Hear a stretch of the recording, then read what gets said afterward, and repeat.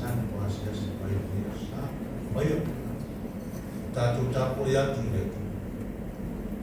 Na pese yele li o to ya to. Ono lava ye wa me sa o na pia. Na li ya tu yele li kitaro. Ai pese na ya te yele na pele se furo na mano. Na pese ya tu ya te yele pese furo. Yo to tama le ma le o.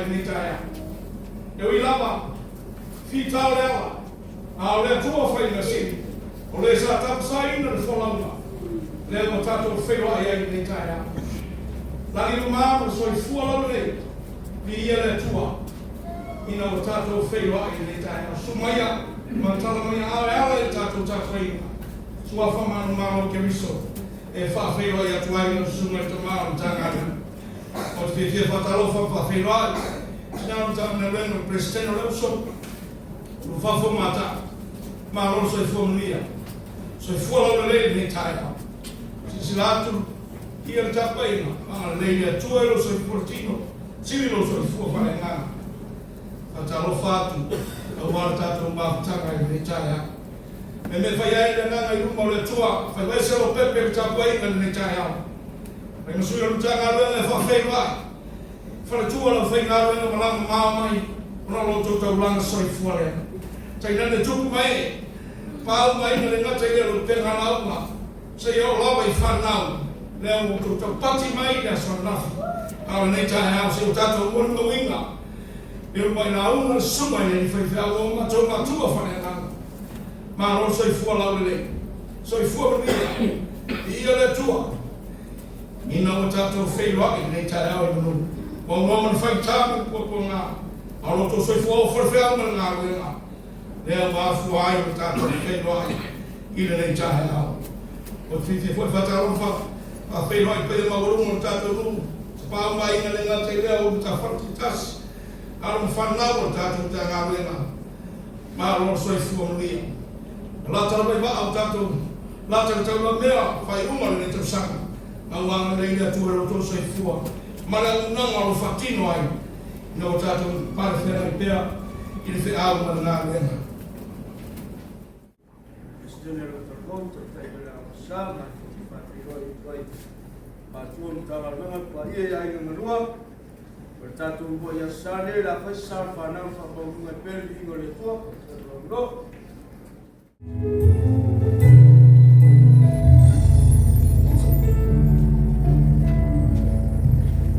You are Alpha and Omega. We worship you, our Lord. You are worthy to be praised. You are Alpha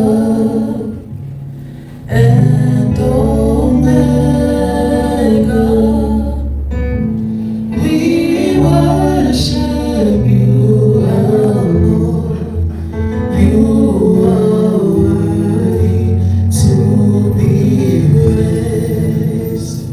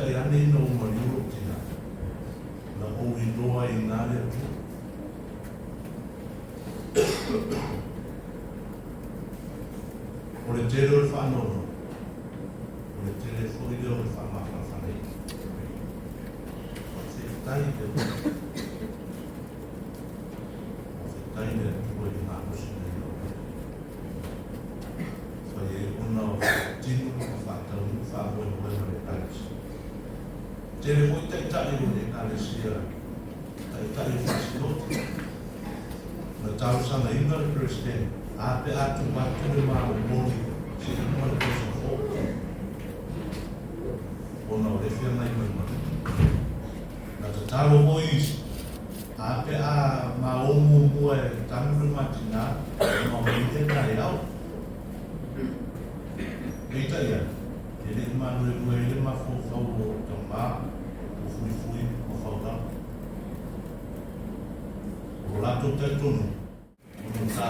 fuma. O te whiu ngā tau ina whai te fumi.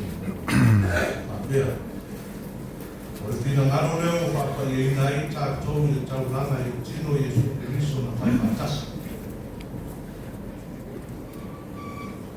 O le whina ngaro leo o whapai e ina i tātou i tau langa i tino i Jesu Keriso na whai matasa.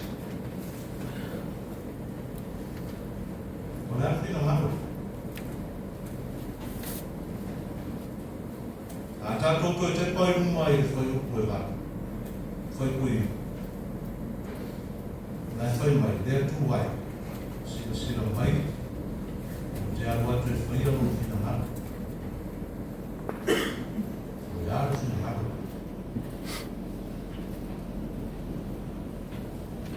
Na whai e lea tua le ngaro nangi ngaro tana. E tai ane, ngā sararu wa tangata ma whaui. Lea sala lea rua i tangata ua whiu le tangata e toi tausa iwi atu sea manoa i le tua o pispisia. O le toi ato toa o le more perfect in the creation before the original sin. O whiu koe perofeta e tau mawhai e tataki e soi fua tangata ina ia maua reola papa ia ina lea ua le toi maua. Le ato atoa sa iai le tangata i amatanga e rua mea na whai e le atua i le tangata. O le pōringa i le atua, ma le a mio i le atua. Image and likeness. Eita iai, ina ua na sanga le tangata, na rusia i ngā le me ta o le likeness. O le to e maua ne a miro atua. O lo maua lai le tangata le o linga i le atua na whaia i na fōfoa i le atua. Eita ia, o le to e ato atoa le a miro i le atua.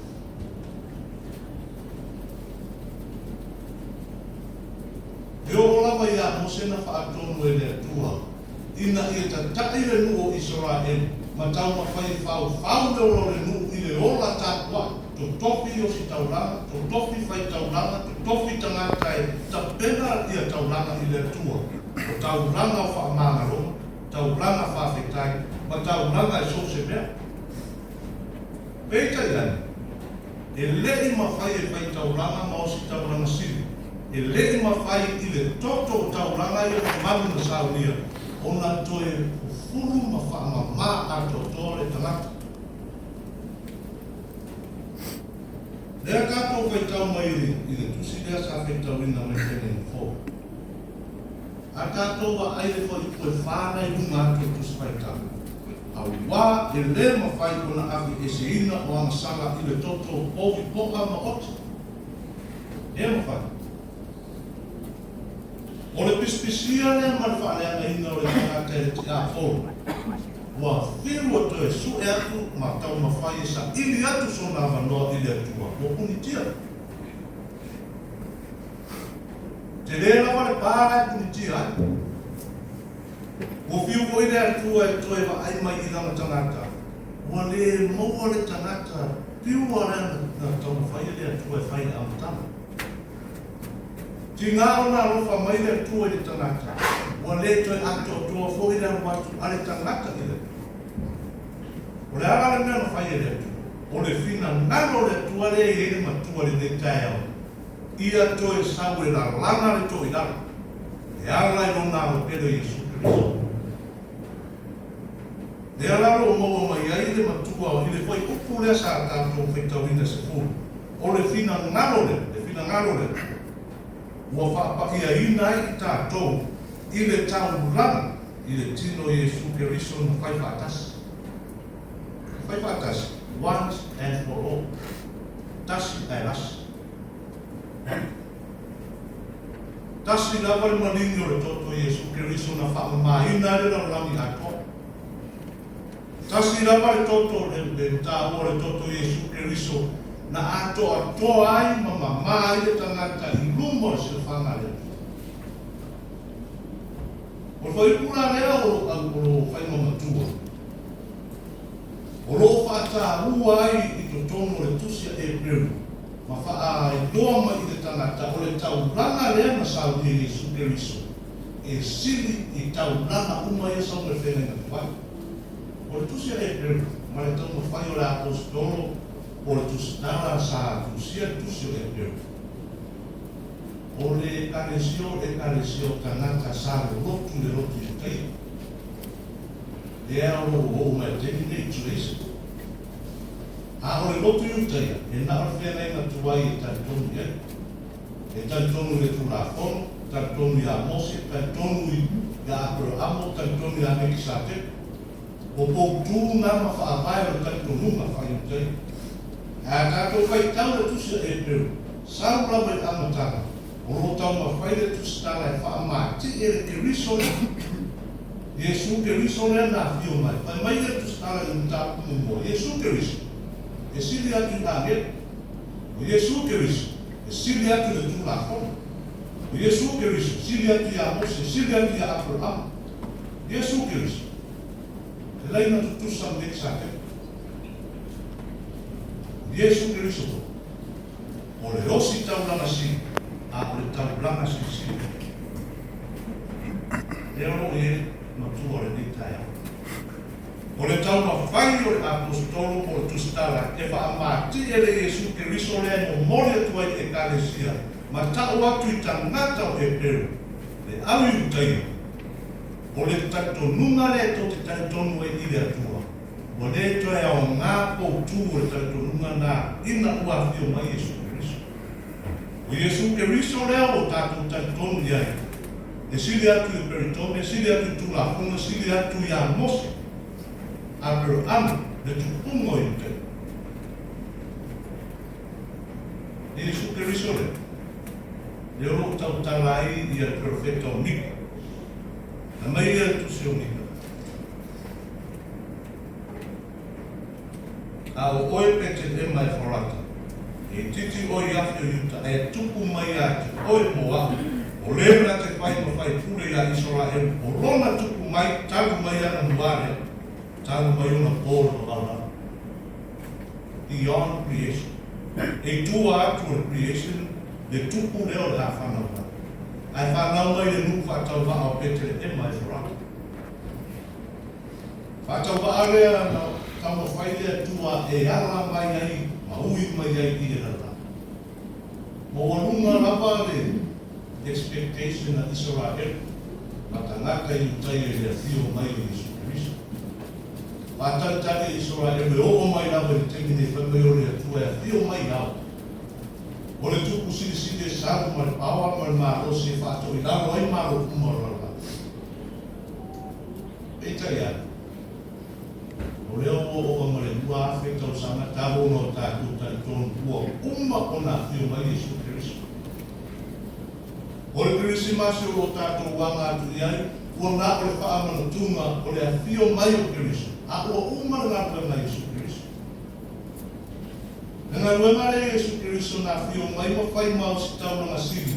Nā hosi lawa le tauranga I ake ia la. Nā maringi na toto, ina ia sau wina ai, o whamama ina ai tātou. E nā o le toto Keriso. E mā ngaro ai ang sau. It's only the blood of Jesus Christ that will cleanse us. In the Old Testament, priests sacrificed animals on the altar for God to bless the nation, to give thanksgiving, but that's how they worship God. But in this chapter, it says those priests, they were yearly, from month to month, from season to season, trying to clean the nation. O le whamamā ina e whai prea. E umon whamamā nei, toi whamamā kai au, toi whamamā karatau. I know I feel my Yesu Keriso. When Christ came, it was His blood that cleans everyone once and for all. Tasi le tauranga nosi. Ai whamangalo ina e tangata uma. I taimi uma. Ele whapena whamanga roina nei, tui tau whai Yesu Keriso whamanga no tae. It was his blood that cleansed everyone, all of us, once and for all. Ka ia na tanga rau. O tātou ola mara tātou whainga maranga. E tasi lama tua reja te ina tātou maranga. O re nai ngā, o re I, o re tātou wā. E rita tonu ngā resi filosofia, o le skola tusipaia. A whai o Yesu Keriso marama rea e tātou te wā ai kei o ngā tō. For example, a good Keriso rea, the light. The cross, this cross is the light. If we focus on Christ, we will get that light. But if you look at me and I look at you, you will see my shadow, my faults, my errors.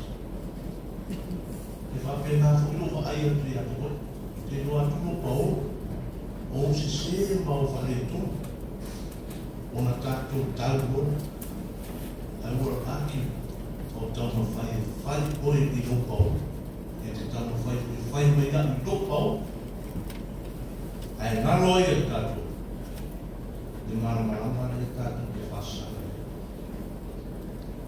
Vai a Keriso. Tātou wapa ai a Keriso.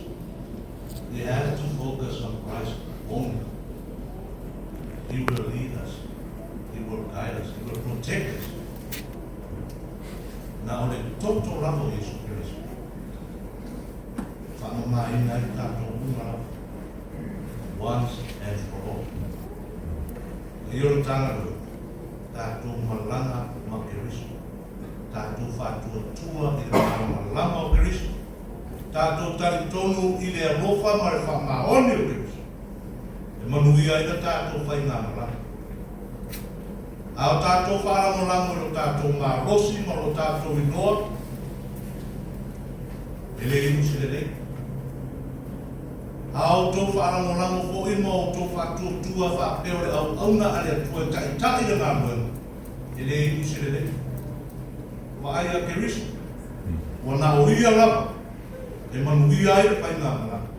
Look upon Jesus. He will lead us. He will guide us. He will protect us in our journey. Tai tātou Keriso. So se mea whai. Ia whaamua Keriso I loso I kua maro ona manuia leo ngā rau. Te o tātou a ngā tine nei mai aso e whātawia whanau meo pefo. Ia whanau I to tono o tātou roto. Ia tupu I to tono o tātou roto e marama lama leo pefo. Ina ia lima taita, ina aia tā malanga. Tai Keriso. Wa aia Keriso. A e maua marama. E te rei loa tupa oro isi. A e maua marama mo Keriso. Whātou I lalo ina e marama ko sao te hapo. A e maua marama mo Keriso. Ona tau mureo ko I pure ana whai tātou karanoa I pōna. A wane whātou I lalo ina oi le rea. A ia e whātou I lalo ina le reanga I le rei. Tātou maranga whātasi ma Keriso, ma pia I kau, suwafo Yesu. Amen. Oh